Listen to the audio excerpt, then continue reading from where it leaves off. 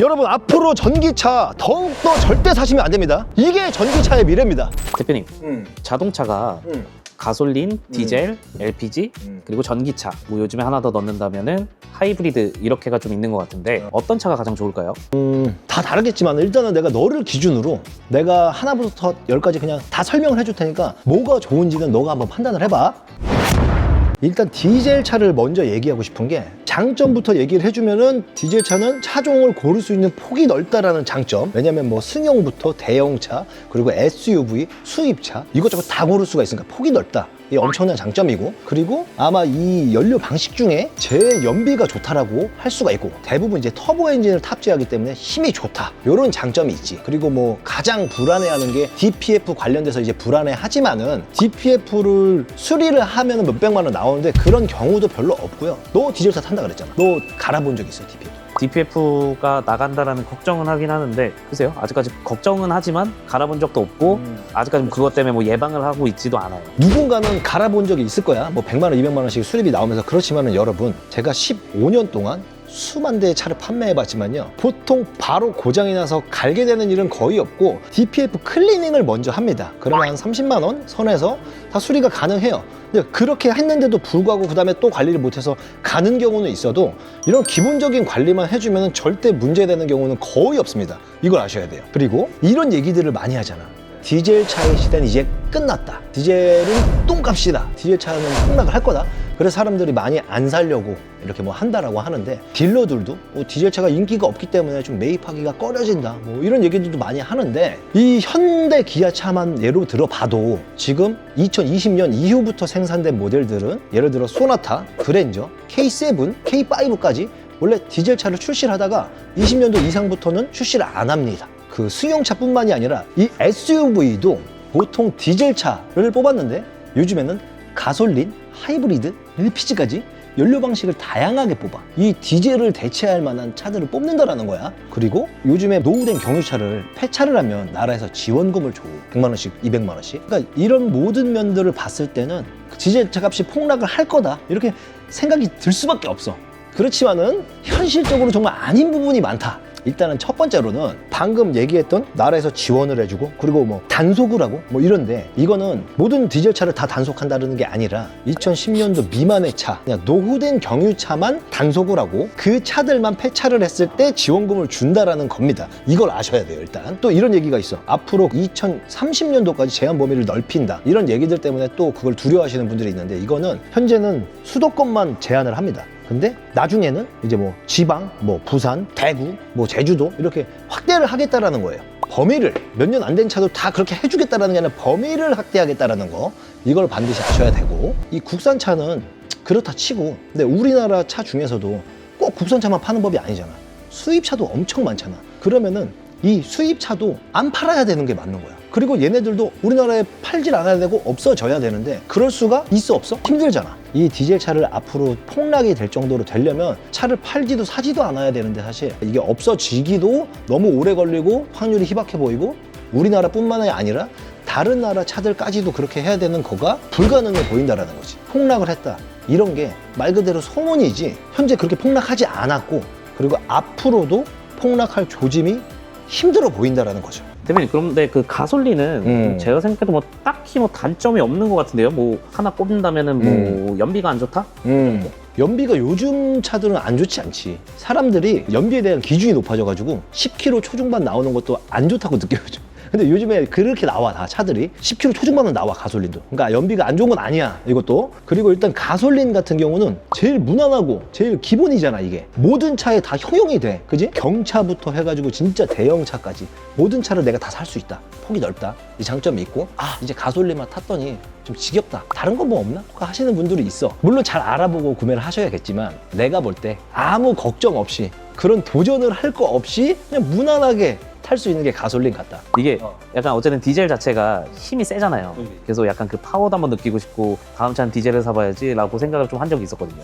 나는 그래. 근데 가솔린을 탔을 때와 디젤을 탔을 때와 내가 그냥 출퇴근 한 1, 20km 정도 할 거야. 그냥 국도도 타고 잠깐 고속도로도 타고 했을 때 힘을 얼마나 느끼냐, 나는 좀 이게 궁금하고. 얼마나 내가 야 이건 잘 나가네, 이거는 디젤이라서 잘 나가는데 야 이건 가솔린이라서 빌빌 기네, 이거를 많이 느낄까 과연? 가솔린과 디젤이 우리가 평범한 사람이 느낄 만큼의 그 파워, 힘 차이는 별로 안 난다. 일단 연료 방식 중에 제일 오래된 게 가솔린이야. 제일 오랫동안 발전을 해왔겠지.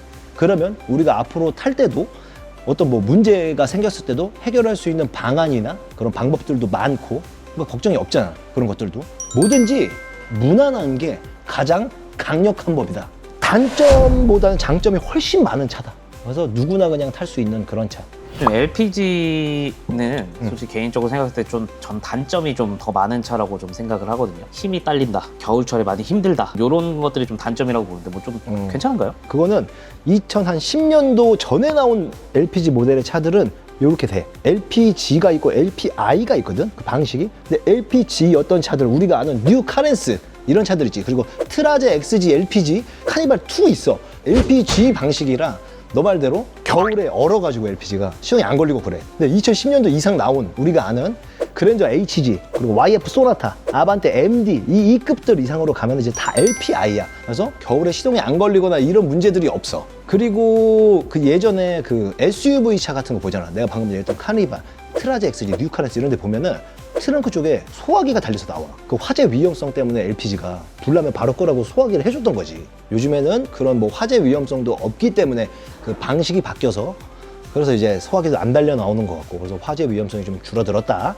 이런 것도 있고. 그리고 오히려 나는 이제 좀 장점을 얘기하면은 똑같은 그랜저를 살 거야. 근데 LPG 차가 더 싸. 원래 LPG가 장애인들만 탈 수 있었는데 이제 오래전부터 법이 바뀌면서 누구나 다 탈 수 있게 만들었단 말이야. 그냥 옵션도 이제 필요한 것만 넣고 해가지고 저가형으로 나왔던 게 LPG인데, 그때는 이제 그렇게 해서 싸게 나왔지만은 요즘에 이제 누구나 다 탈 수 있게 해주면서 좀 옵션도 더 필요한 것들도 많이 들어가 있고.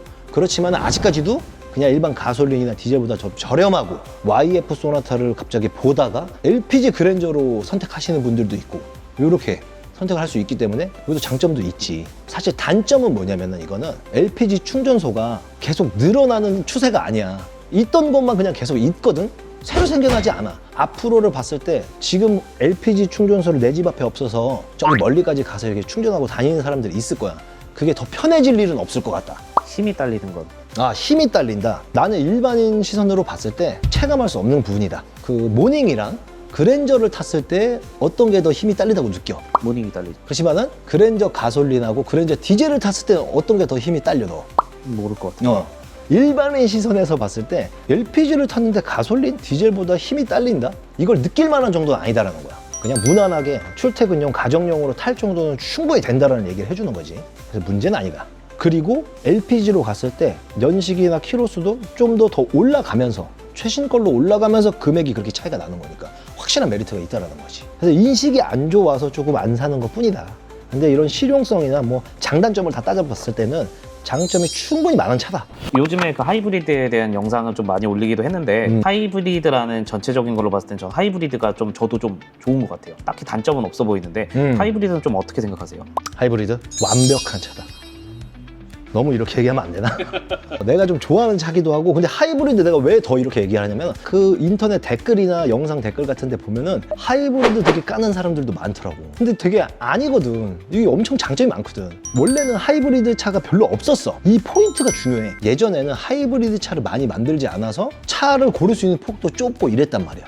그리고 차를 사람들이 여러 명이 많이 타봤어야 내가 이거에 대한 정보도 쉽게 얻을 수 있고, 어떤 정비를 할 때도 여기저기서 쉽게 고칠 수 있고, 이런 장점이 있는데 하이브리드는 사실 좀 그렇지 않았었어. 근데 그럼에도 불구하고 요즘에 어때? 모든 차가 다 하이브리드가 다 나와. 심지어는 이런 승합차까지, 카니발, 팰리세이드, 그리고 스타리아까지 모든 차가 다 나와, 하이브리드가. 먹어본 사람은 많지가 않은데 먹어본 사람마다 다 맛있대. 평이 엄청 좋아. 그러다 보니까 이제 사장 입장에서는 어떻게?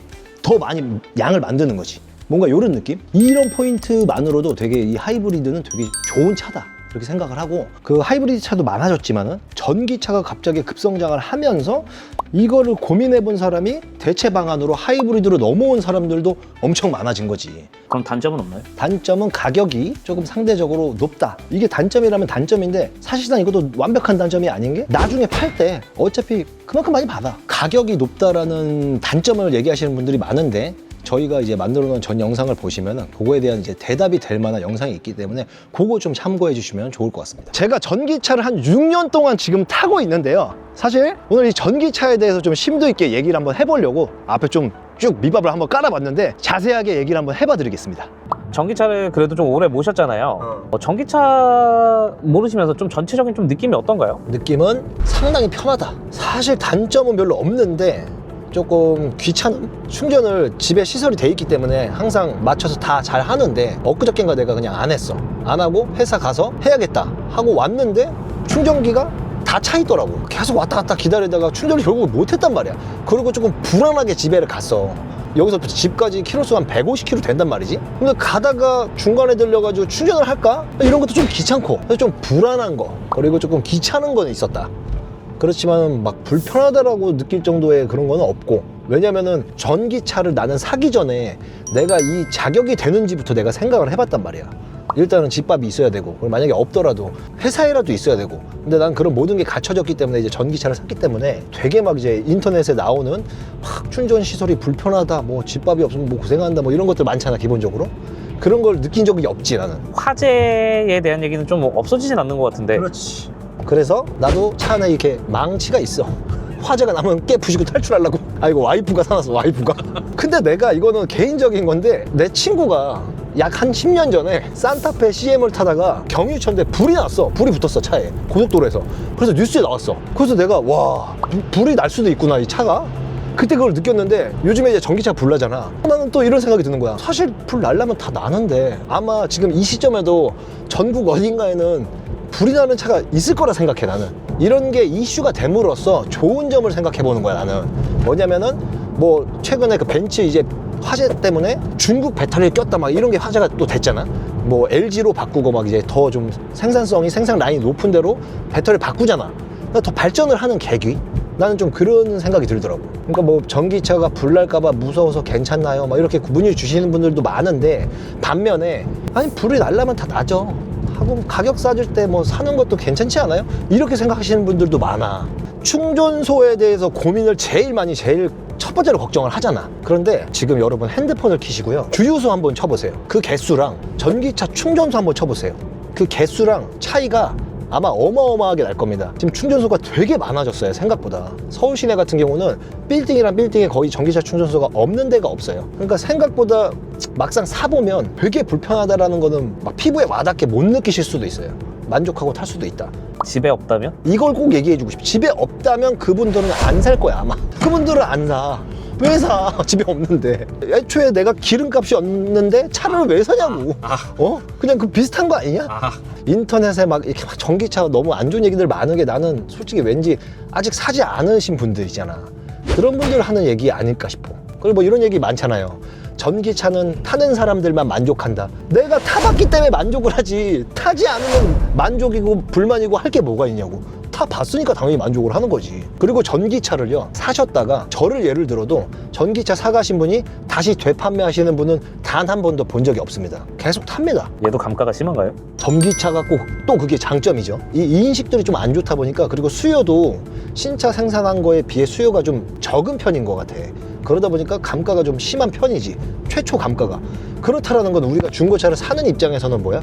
사기가 좋다라는 거야. 감가가 심하다라고 하면은 내가 살 때를 생각하는 거 아니라 팔 때를 두려워해. 그건요, 정말로 저도 중고차 딜러를 오래 했지만 이 차가 나중에 얼마나 감가될 거다, 이거는 알 수가 없어요. 그 뭐 디젤차가 폭락을 했다, 이것도 나중에 1년 뒤에 2년 뒤에 어떻게 될 거다 알 수가 없고, 누구도 알 수가 없어. 하지만 나는 사는 입장에 현재가 좀 더 중요하다고 생각해. 싸게 사야지, 가성비 있게. 그래야 중고차를 사는 맛이지, 그게. 근데 폭락을 한 거는 상당한 장점이다. 전기차가 솔직히 제가 봐도 요즘에 좀 굉장히 좀 많이 타는 것 같아요. 이게 앞으로는 좀 전기차가 어떻게 될까요? 뭐 전기차로 다 이 세상이 바뀔 것이다. 뭐 그 일론 머스크가 뭔가 지금 그렇게 만들고 있다, 뭐 우리가 그렇게 알고 있는데, 내가 전기차를 타고 있지만은 불가능에 가깝다. 비현실적이지 않나라는 생각이 들어. 스마트폰의 시대처럼 전기차가 다 지배할 것이다. 이 스마트폰이 나온 이후부터는 대체제가 없었단 말이야. 애플이냐 갤럭시냐 이런 종류는 있지만은 스마트폰이 나올 때 계속 플립, 뭐 폴더폰을 만들고 이러지 않았다고. 대체제가 없어서 스마트폰을 살 수밖에 없었고, 이 전기차도 스마트폰처럼 바뀔 거면은 이 전기차 없이 살 수 없는 세상이 와야 돼. 그러려면은 가솔린차, 디젤차, 뭐 LPG차, 하이브리드차 이거가 없어져야 돼. 일단은 이거밖에 살 게 없어야 돼. 그리고 이 세상에 있는 모든 주유소가 다 전기차 충전소로 바뀌어야 돼. 아파트 단지에 있는 그 충전 시설도 모자라질 테니까 차를 댈 수 있는 주차장이 줄어들면서 전기차 충전소로 또 바뀌어야 되는데, 주차장이 막 없어지면서 충전소로 늘어나면서 생길 이런 분란들, 이런 것들, 그리고 그게 뭐 서울의 문제만이 아니고 뭐 서울, 대전, 대구, 부산, 제주도 뭐 이 지역이 이렇게까지 다 되려면은 세상이 바뀌어야 되잖아. 이 세상이 바뀌는데 그렇게 뭐 빨리 되는 게 아니잖아. 오래 걸리고 거의 좀 불가능하지 않나 나는 싶다. 너가 만약에 전기차를 알아보는데 집밥은 없어, 회사밥만 있어, 그럼 어때? 저는 둘 중에 하나만 있어도 살 것 같아요. 여기서 조건은 있어요. 회사에서 충전을 하는데 그게 내가 사람이 많아서 충전을 못하는 경우가 생기면 안 될 것 같다는 생각이 좀 들어요. 그래서 전기차를 안 사는 것 같다고. 왜냐면 그런 경우가 많을 거니까.